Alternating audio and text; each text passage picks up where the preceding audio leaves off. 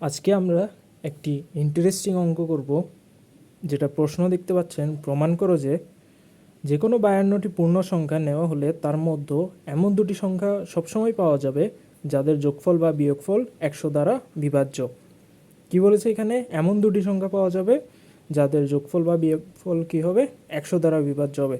প্রথমে দুটি সংখ্যাকে বন্ধুরা আমরা তিনটি বক্স দেখতে পাচ্ছেন, একটা শূন্যর, একটা 50, একটা আর এবং কি 100 - আর। হয়তো বুঝে যাচ্ছে না, তো একটু কষ্ট করে বুঝে নেবেন। যাই হোক বন্ধুরা, তাহলে 100 দিয়ে যদি কোনো সংখ্যাকে ভাগ করা হয় তাহলে সেটির ভাগশেষ হবে 0 থেকে 99 পর্যন্ত যে কোনো সংখ্যা। ওকে, তারপরে এখানে দেখতে পাচ্ছেন আমরা প্রত্যেকটাকে একটা জোড়া বানাবো, যেগুলো যোগ করলে পরে 100 হয়। ঠিক আছে, 99 সাথে 1 যোগ করলে কত? 100 হবে, সেই জোড়াটা থাকবে একটা বাক্সে। তারপরে 98 সাথে 2 যোগ করলে হবে 100, সেটা হবে একটা বাক্সে। এরকম করতে করতে করতে যাবে বন্ধুরা 49 এবং 51। 49 এবং 51 যোগ করলে বন্ধুরা কী পাওয়া যায়? 100 পাওয়া যায়, সেটা একটা বাক্স। এবং বাকি থাকে এখানে বন্ধুরা কিন্তু 0 এবং 50।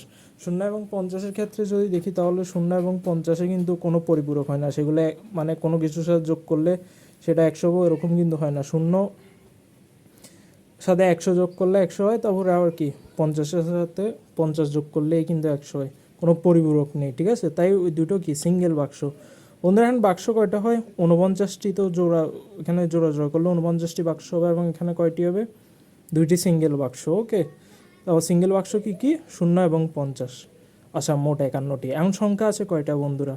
52টা। প্রশ্নে কিন্তু বলেছে 52টাই নেওয়া যাবে।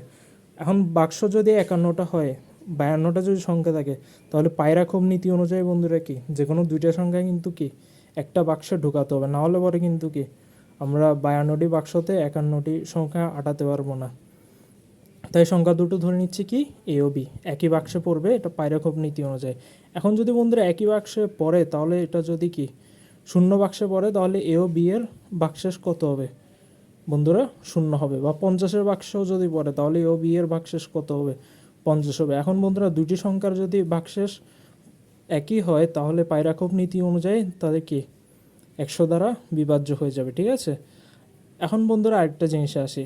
এমন বাক্সেস পড়ে যদি যেখানে মানে কি বাক্সেস দুটি আলাদা হয়, তাহলে তাদের কি যোগফল 100 দ্বারা বিভাজ্য হবে। ঠিক আছে, এখন দেখা যাচ্ছে বন্ধুরা এখানে দেখতে পাচ্ছেন বাক্সেস কি আর এবং 100 - আর। ঠিক আছে, এগুলো যদি যোগ করে এই প্লাস বি, তাহলে কি আছে? বাক্সেসগুলো এই তিনটে চিহ্ন দিয়ে কি বাক্সেসগুলোর বোঝায়। ঠিক আছে, আর প্লাস 100 - আর। ঠিক আছে, কত আসে তাহলে?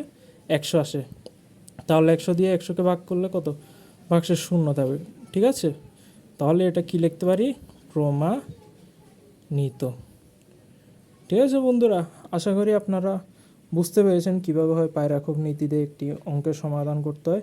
ভিডিওটি যদি ভালো লাগে তাহলে অবশ্যই একটা লাইক এবং শেয়ার করবেন, আর চ্যানেলটি অবশ্যই সাবস্ক্রাইব করবেন নতুন নতুন গণিতের সমাধান দেখার জন্য বা গণিত সহজভাবে বুঝিয়ে দেওয়ার জন্য। আজকের জন্য এখানে বিদায় নিচ্ছি।